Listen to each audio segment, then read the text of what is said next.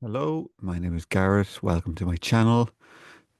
This is going to be a video talk and discussion all about the levels of awakening. So, what you might experience going through a spiritual awakening, what it might look like, how it might feel, what changes you might see in your system.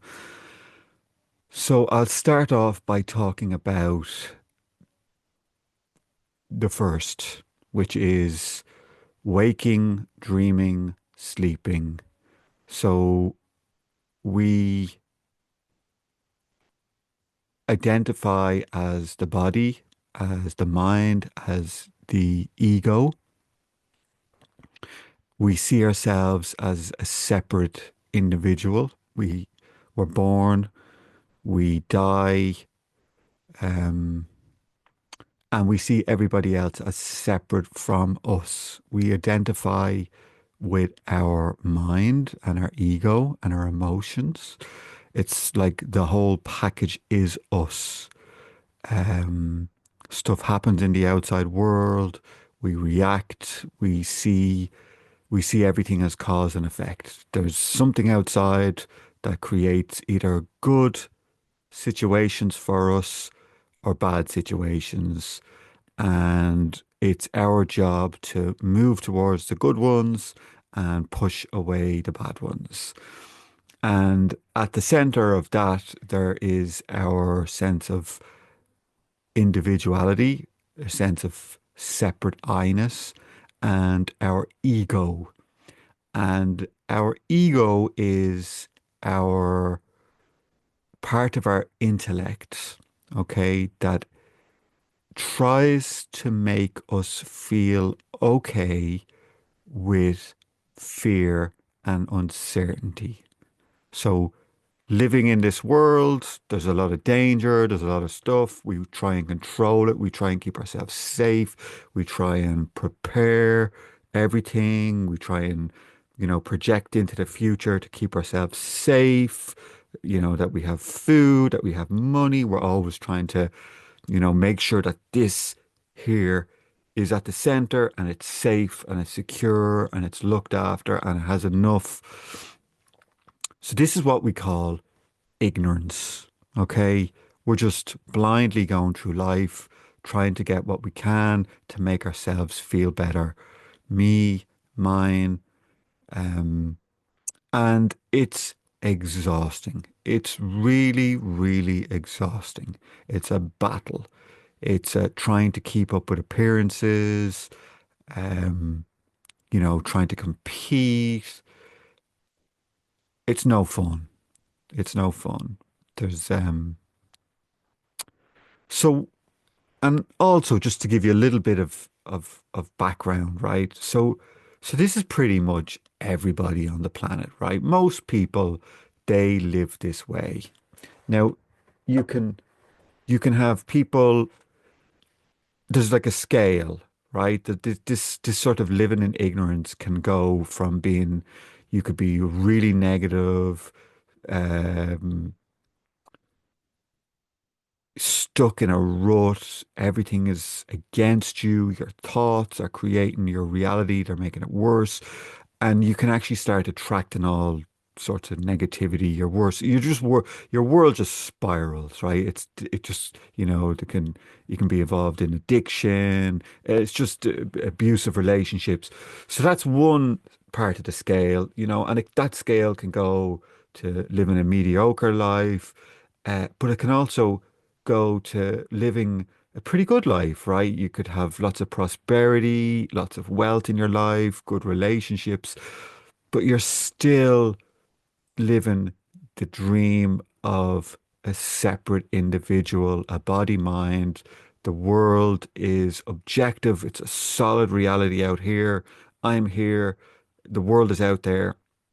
So that's like the spectrum, right? There's a you could be living in complete poverty and negativity and everything going wrong, addiction, to the complete other end of the scale. You could be a really successful business person. You could have millions of dollars in your bank account.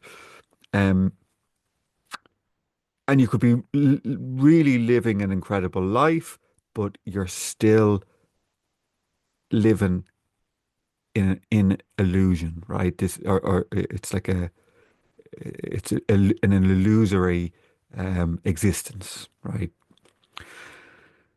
Also, what can happen? So there's lots of different things. You can live in that ignorance and be a healer, right? So you can actually work with energy. You can be attracted to kind of this is entry level spirituality, right? You know, and I'm not knocking it either. I'm not saying that there's anything wrong with healing or tarot cards or anything like that, right? But they just seem to be the kind of entry level. This is what kind of people start to move into, that kind of springboards them into spirituality, right? They might start doing tarot readings. They might start going to, you know, psychics and mediums, and it's kind of prizing the mind open a little bit that there's something greater than what I thought was here. You know, um, maybe you're getting messages from the other side. Yeah, so there's a whole kind of array of things that can start to open up from that place of moving from the ignorance into, oh, there's something else. Something. And another thing that kind of happens to people around this stage is they start to realize that they cannot find lasting happiness, right? Maybe they've moved, maybe they've gone from having nothing in life to having everything, been very successful, and there's still something missing in their everyday life. Not complete, not happy, no joy. They might get the new car or the career or the relationship, but there's something always missing. And this is kind of where the soul, it goes through lifetime after lifetime, trying to find it in the outside world and eventually realizing that it just will not find it in the outside. So it starts to turn the search back inwards, right? I can't find it out here. I've done everything. So I'm going to go inwards, right? And it can happen in numerous ways, numerous ways. For me, it was I started with the kind of um, the the law of attraction, right? I started getting into these kind of manifestation, Louise Hay, started working on myself, not really knowing. I didn't really have any understanding, but it just got me on the path. It was enough, right? And I started to see little results. And it made me go, okay, there's something inwards. I have to go inwards. My journey is not out there. I'm not going to find climbing Mount Everest or achieving this or achieving that. I have to go in. I have to sit by myself. I have to, you know, do the affirmations, do the work. And I started to notice that, my mind started to get quieter. Outside, my relationship started getting better. I started attracting more prosperity into my life. And something started to change, but I didn't understand. I kind of sensed that there was a law at play in the universe, and that if I knew how to play this game or to use the rules, I could attract certain things into my life. And this kind of went on for a number of years. Kind of noticed that I could build a really nice life for myself, with the power of my mind. Um, and this is what's happening, right? It's something just doesn't feel right. It's like you're starting to go through a spiritual awakening, but you might not yet know it. So for me, then some abilities start to come in, right? I started to become psychic. I started having out of body experiences, lucid dreaming, um, lots of different abilities started to open up for me. And this had nothing to do with the stages of awakening yet. So here I was having profound out of body experiences, like really incredible, but yet there was no shift in my consciousness. There was no quality of consciousness. I still had my ego. Um, yeah, it was still living in the dream of thinking I'm a human, not really knowing what these abilities were that were opening up. So a little bit afterwards, all the phenomena started to die down. I came across Eckhart Tolle's Practicing the Power of Now, or The Power of Now was his book, and I was listening to his audiobook. And Eckhart's whole teaching was all about quieting the mind, finding the gaps in between the thoughts, and sensing into the awareness. Really simple, really, really simple. And I mean, I had been meditating, I had been having out of body experiences. And as soon as I came across Eckhart's teachings, I was like, oh, wow, you know, this is really bringing me into a place of like no mind, peace, quiet, quietness. And there was no, it felt like the struggle, and it felt like the sense of like needing to do and achieve was like, oh, I don't need to do that anymore. Because that was a big part of me. There was always this drive pushing me. I was an entrepreneur. I ran a business. I had a number of shops, always pushing, pushing, pushing. What's next? What's next? And I came across Eckhart and I was listening to Eckhart, and it was all so simple. Just watch, just become the watcher of the mind. And I'd be listening to Eckhart day after day, driving to work, and maybe I'd be in the warehouse packing orders. I'd have Eckhart on. And I started to notice that while I would be working, maybe I was typing on the computer, I noticed that the mind would become very quiet and still. And yet the body was operating and moving, and kind of like it was running all by itself without me.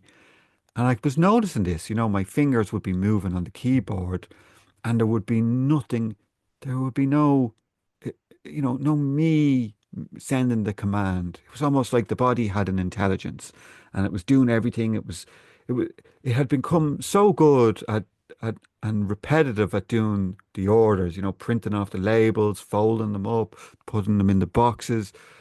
And I started to notice that the body just knew what to do without there being like a captain of the ship.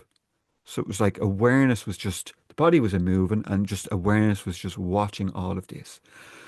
And this was amazing. This was like,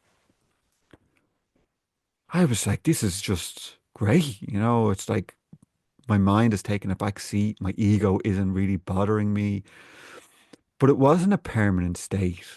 And what I started to notice was that I could maintain that, but it seemed like there was an effort involved, like as if I was walking on a tightrope, with a pole, and I had to kind of balance, stay on that in that present moment.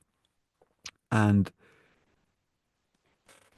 there was always something that might pull me out of it, right? I might fall to the one side and it might bring me into the past, and my mind might start thinking again.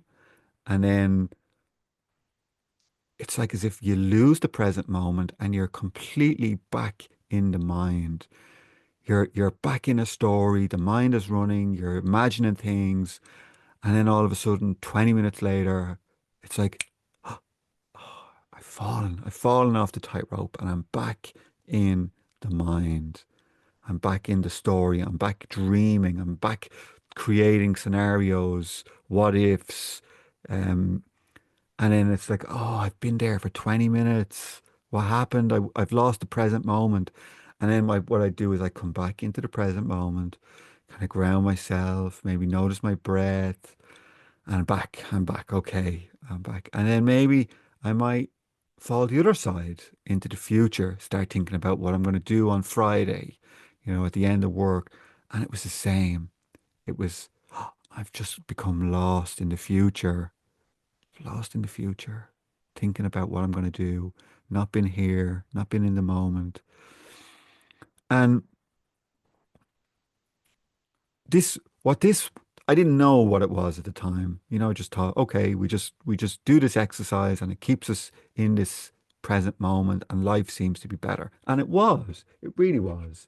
I wasn't thinking about silly things and stressing myself out as long as I stayed in the moment. And I also started to notice that when I would look out, I would notice that there was something, a quality to reality that I hadn't seen before. The trees would just have a vibrance that I didn't see. The colors would pop a little bit more because I was actually seeing it for the first time instead of it being covered over by the mind, right? So you can, and one of the things is, right, you can see this, right? When I go for a walk, I mean, I was out for a walk today and I walked by a guy and I could see him coming towards me. And it was like as if, he was talking to himself. I could see and his face was all scrunched up, and that's someone completely dreaming, right? They're just totally caught up in the character, in the story, not in the moment, not noticing the walk, the feeling, the smells, the light coming through the trees. They're just in their mind, thinking, story. What if I said this? What if I said that? Du-du-du-du-du-du. And the face changes. It's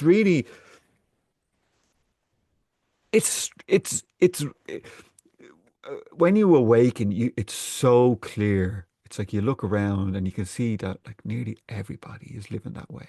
They're all living, they're all going about their life totally lost in thought, not being in the moment, really, really focused, living in the present moment. So this was going on for me for probably about 2 or 3 years.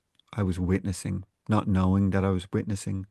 Could stay there for quite some time. Had gotten very good at it. Had a really good meditation practice. Could sit and quiet my mind and be peaceful. But I could also get pulled out of it every now and then. And this went on for a number of years. So this is what starts to happen. We start to move into this awareness mode where we start to realize that, oh, there's thoughts. Okay, I'm aware that there is a thought. I'm aware that there is an emotion in my body. I'm aware that there's feelings and sensations, right? But there's something that is aware of them. It's like the watcher. It kind of feels like it's kind of up here, looking in, looking out through your eyes, listening, always kind of just at the background, witnessing us, witnessing our life. And it's the thing is, right? It's always been there, but it's been completely obscured by our minds, by the chatter that's been constantly going. It's been going since you're a small child. The mind, constantly going, constantly pulling you out of that peace, constantly keeping you on the edge in that fight or flight mode, expending energy just on trying to stay, alive or stay safe. So that was witnessing consciousness. Um, the next phase that might turn up on your spiritual journey is when the witness s- for a moment stops looking in on our life and it turns around or it pivots and it looks back in on itself And in that instant, it somehow disconnects from the ego. So in the witnessing phase, it's like the body, the mind, the witness, it's looking in. It's almost like it's got its face up, looking in on us, right? And it's kind of watching us, watching our life, watching our minds. It's got its face up against the glass. And in what's known as self-realization or cosmic consciousness, something makes the awareness decide to turn around, and it looks back in on itself. And when it looks back in on itself, it's almost like it it the stickiness where it's stuck up against the window, right, breaks free and it turns around and it looks back in on itself. It's like, so from here it goes, oh, there's something back here. And what it notices in that shift is that when it turns, it sees itself as unbounded awareness that was never born and never dies, and it breaks free from the ego. And when that happens, it's like it's a click. It's a click. It happens not for everybody, but for a lot of people, it happens in an instant. And when it happens, it's a permanent shift. Usually, it's a permanent shift. There's always exceptions, and it's sort of like, oh my God, how did I miss this? There's a sense of freedom, of fundamental well-being, and it's not you sensing it. It becomes awake to itself. It's like, oh, I was never born. I'm never going to die. I'm perfect the way I am. I never need to do anything. I never need to achieve anything. I don't need to go anywhere. I don't need to impress anybody. I am just completely whole and content and perfect exactly the way I am. And that reality is awake, fully awake, always in at the center of what you are. And this is the start of freedom. You have become free. It's like you've broken away from the identification from the ego. It's not to say that the ego is gone, but there's something. It's like it completely changes. And when this happened to me, it was like, oh my God. It's like all of that energy that I was expending, trying to, you know, going to the gym to look good. It's like, I don't need to do that. I don't need to continuously go out and work hard and try and compete, and all of that kind of fell away. And one of the big things for me that fell away was fear. Fear just fell away because I'll tell you why, right? Because I no longer seen myself as this body, mind that was born and will die. I now knew myself as eternal awareness. And it was huge. It was huge, huge, huge for me. And what what happened was, right, it was like I just felt so content, so relaxed. I didn't want to do anything. I didn't want to go anywhere.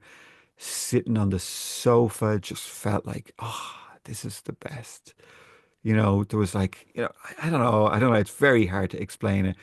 I'm not, I've never really been a weed smoker, but I can imagine that it was like, getting stoned and just sitting back and relaxing. And that's kind of how it felt.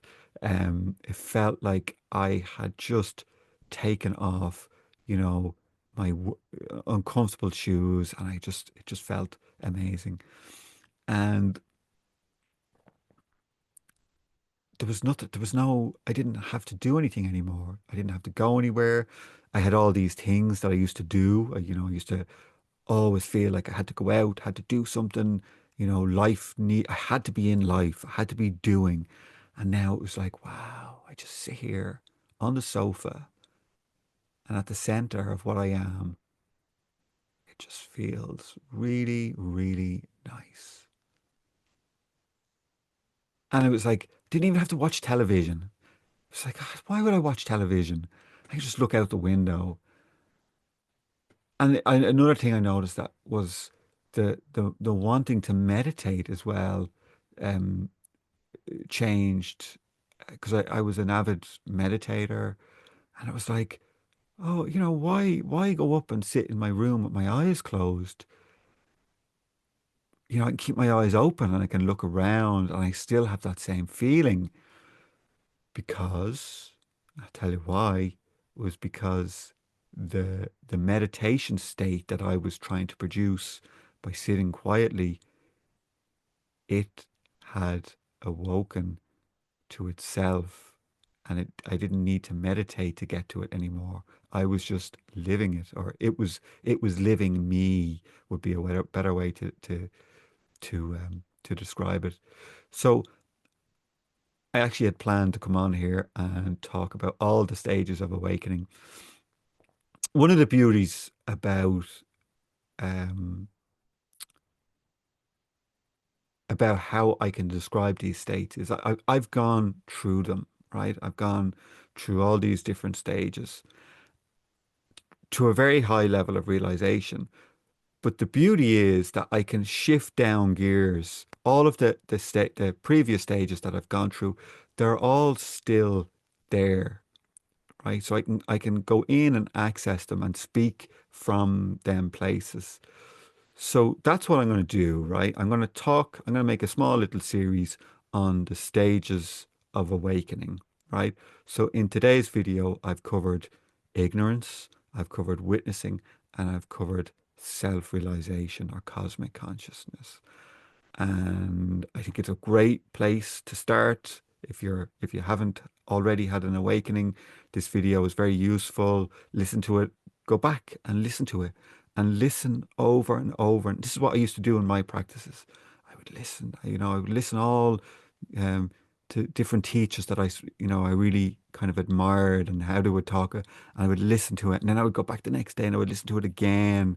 And I would see, was there, and you're not listening with your intellect, right?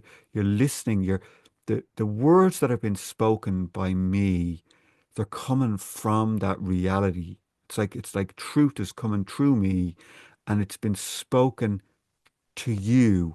And if you can quiet your mind and listen to the words that are coming in, they're going there, or they're hitting that truth that's within you, and it's trying to awaken it. So it's kind of like consciousness is talking to consciousness and trying to use a feather to tickle itself to awaken, right? So use these videos as your practice, re-listen to them. You can listen to them multiple times. That's what I used to do, like over and over and over again. I'll do a follow-up. I'll go to the next stages and I'll talk about, God consciousness and unity consciousness in the next video. So totally enjoyed this. Thank you, everybody. I hope get as you get a lot out of these videos. I really enjoy doing them. I really enjoy reading all the messages, all the lovely comments. I appreciate you all very much. Thank you so much. I'll see you in the next video. Take care. Bye bye.